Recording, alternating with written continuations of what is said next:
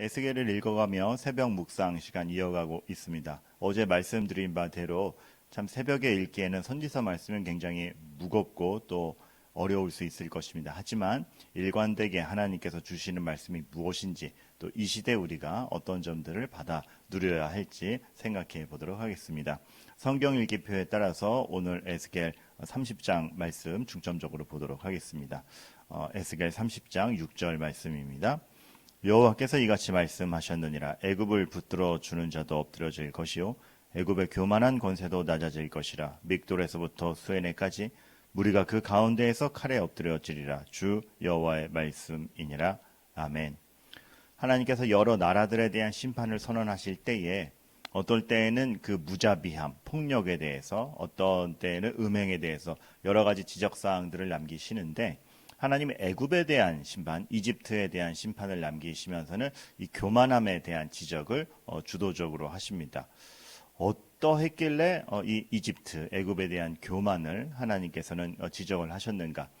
에스겔 29장부터 쭉 몇 장에 걸쳐서 애굽에 대한 심판이 선고되면서 애굽이 어떤 모양이었는지 보여지는데 어떤 교만한 모습을 가졌기에 하나님께서 이렇게 심판을 예고하시는가 한번 참고적으로 살펴보면 29장 3절에 애굽의 모습에 대해서 이렇게 나옵니다.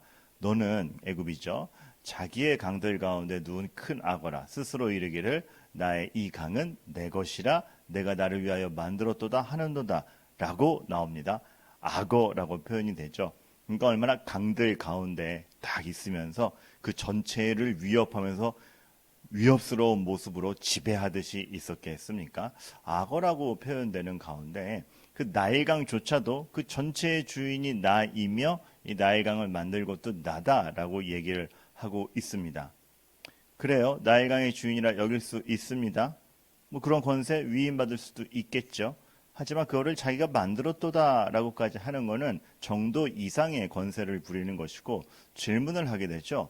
그렇다면 도대체 그 권세로 무엇을 했는가? 애굽이 나일강 주변에 거쳐 살면서 그 문명이 발전하고 지금도 현대인 지금도 그 나일강의 혜택을 많이 받는 것은 사실입니다. 주어진 것이죠. 만든 것이 아니고 주어진 것이죠. 예, 그 누리는 것까지는 괜찮습니다. 하지만 그 권세로 무엇을 했는가라고 했을 때 악어같이 있었던 것이죠. 으름장을 놓으며 가진 권세로 주변을 괴롭히며 사실 그 이집트가 주변을 평화롭게 하였다. 주변의 약소국들에게 혜택을 주었다. 없습니다. 지배하고 때로는 폭정을 가하며 권세를 가지고 자기들의 이기적인 목적을 위하여서 만용을 부렸던 것을 우리가 보게 되는 것입니다. 그러한 점을 하나님께서 지적을 하시죠.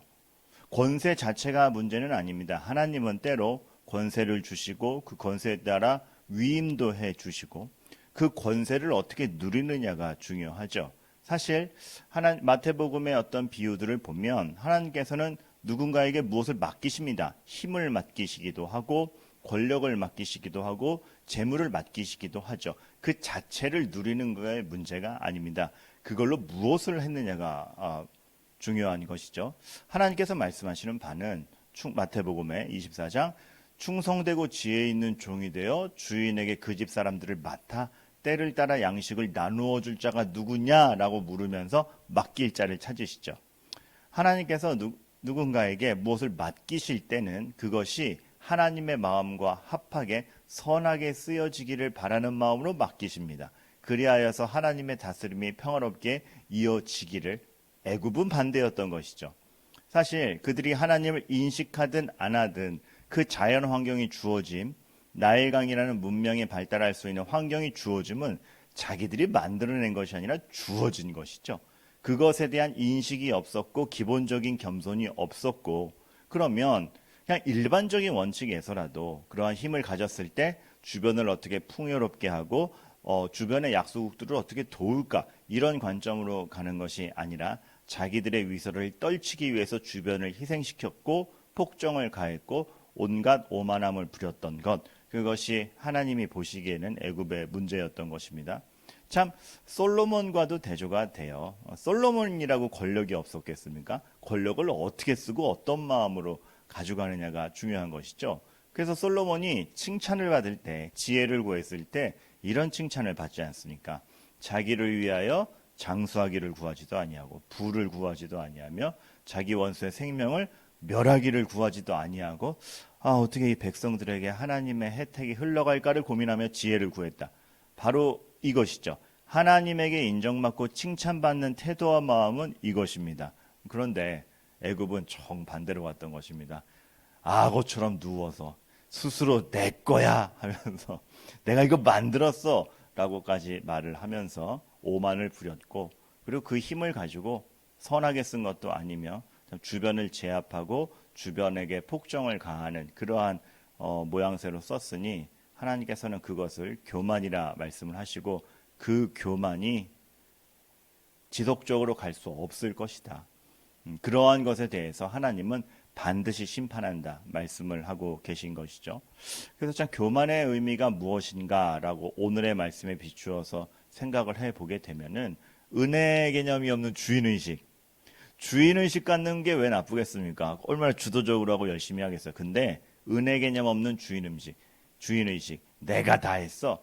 어떤 이미 배려를 받았고 실상 하나님이 다 제공해 주셨기 때문에 우리가 누릴 수 있는 건데, 숨을 쉬는 것이 우리의 의지 같지만 하나님이 이 환경을 만들어 주셨기 때문에 우리의 호흡이 가능한 것인데, 실상은 그런 거에 대한 개념 전혀 없이 자기의 인생을 자기가 다 컨트롤할 수 있고 자기의 인생은 내가 주인이고 내가 왕이다라는 그 은혜 개념 없는 주인의식, 이것을 교만이라고 할 수가 있겠습니다. 그리고 힘을 가진 만큼 그 힘으로 선을 행하는 것이 아니라 위세를 부리는 거죠.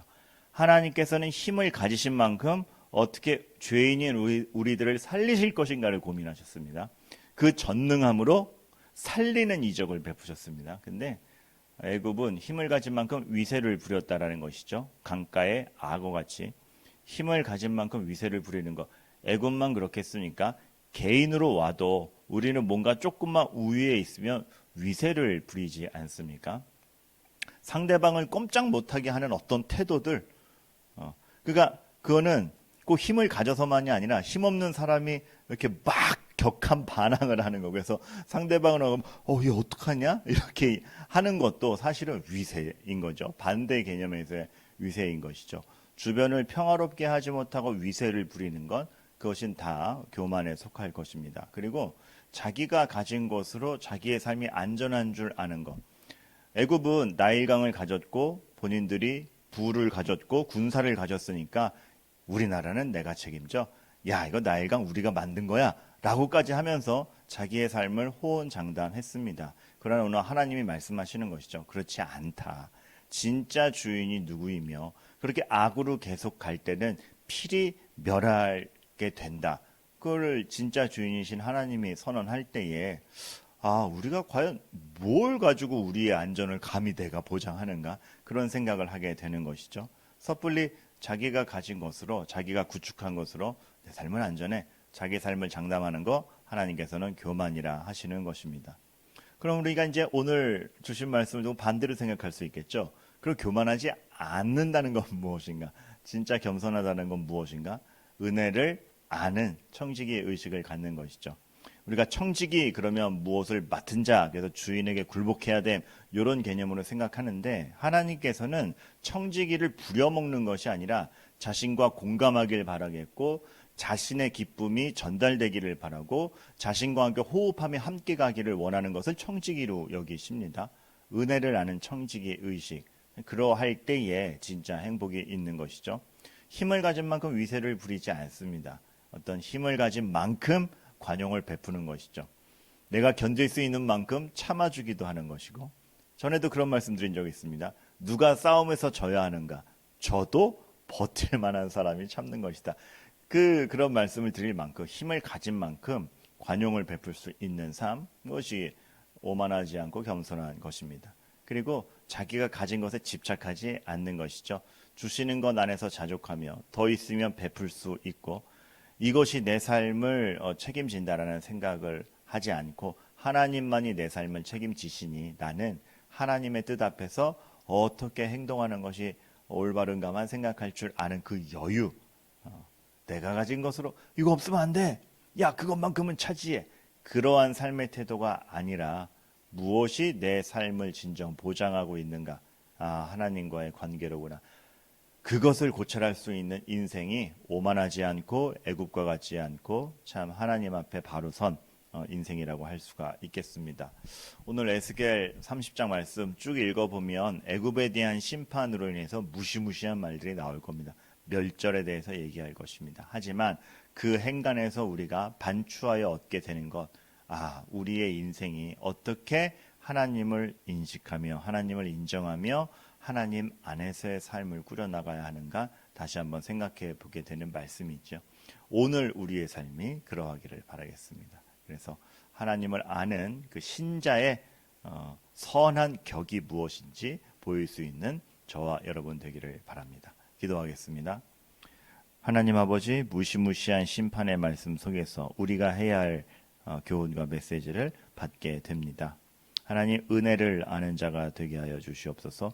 주 안에서 참 내가 가진 것을 어떻게 관용을 베풀까 고민하는 사람들이 되게 하여 주시옵소서. 하나님과 나와의 관계가 어떤지를 살필 수 있는 우리가 되게 하여 주시옵소서. 예수 그리스도의 이름으로 기도합니다. 아멘.